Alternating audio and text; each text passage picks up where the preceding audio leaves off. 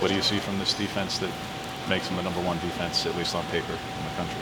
Yeah, just extremely talented, play extremely hard, and have produced. So I guess when you combine all three of those, you see it in game, and that's why they're putting up the numbers they are. So very intriguing to watch, and they've done a great job. You guys have hit several big plays when you put safeties in conflict, and they just haven't allowed a pass over 30 yards, and they've avoided that. From what you've seen, how they've been able to avoid that so far?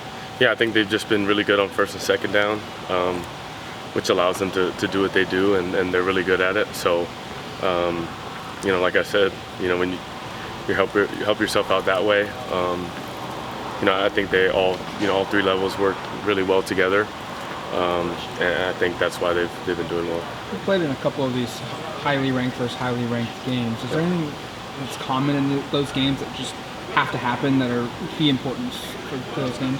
Yeah, I think going back to the basis of winning, for sure, but, of course in these atmospheres as well, experience is a huge thing.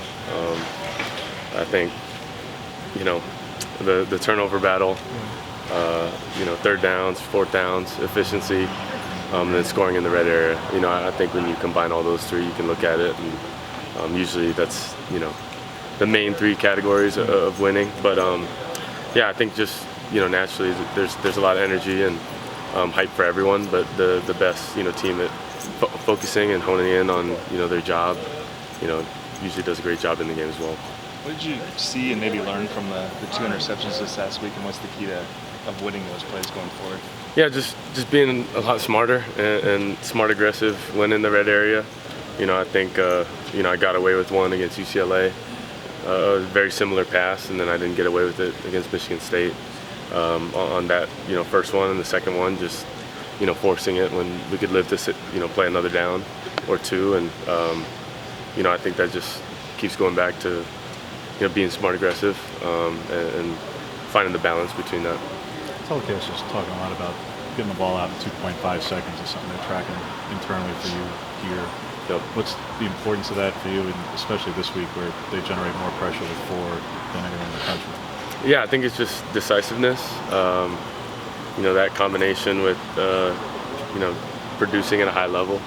Usually when you're getting the ball out on that time, you know exactly where to go, and are playing quarterback on time, which helps everyone around, whether it's the receiver getting the ball in the hand quicker, or O-line not having to protect as long, and then not sitting back there and holding the ball forever. So I think it helps everyone, and it's something you have to harp on as an offense.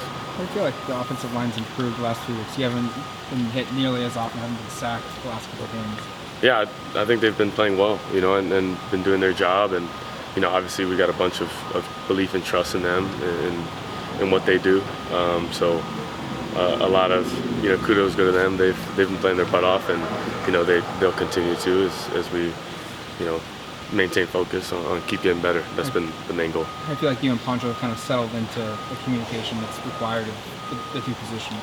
Really good. And like I said, I think early on in spring we were able to do a lot of mixed reps and with a lot of different centers, which I think allows us to kind of find the similarities and trying to communicate in an efficient way.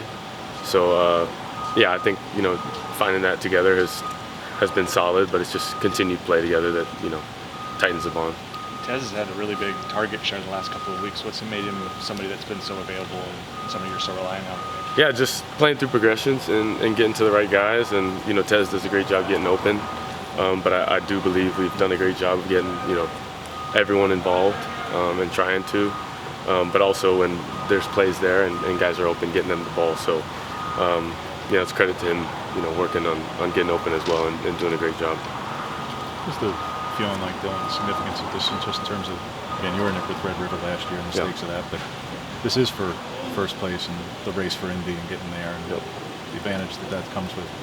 As a player, just what is it to play in a game like that? What does it feel like to prepare for something of this magnitude? Yeah, it's fun. That's why you play the game. That's why we all want to be a part of teams that win and go do to the last game of the season. But it's taking it one step at a time. If there's anything I've realized through my 5, now 6 year plan is like you got to take it 1 week at a time, you know. And this is the next step. And of course, the atmosphere, college football in general, this is what you dream of. But you got a job to do. You got to execute. You got to play hard and find a way to win. So. Of course, we live for it, and I think you just have to go back to, the basics of the process and preparing the right way.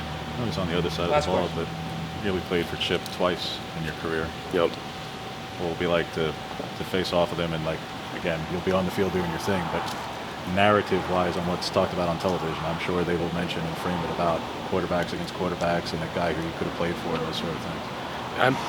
I mean, you know me, James. It's big on allowing the media to make that hype and the storylines. I mean, we could get in a rabbit hole of possibilities, shoulda, woulda, coulda, all these things, right? But I'll leave that one to you and let you do that. But main question for James is, who are you cheering for this week? Well, you know. This guy's over here I don't think interviewing me like he's interviewing me like nothing's happening, but I see the extra kick in your step this week. Or should we leave it unanswered? Flipped it on. Neutral party. I love it. Well, I appreciate it.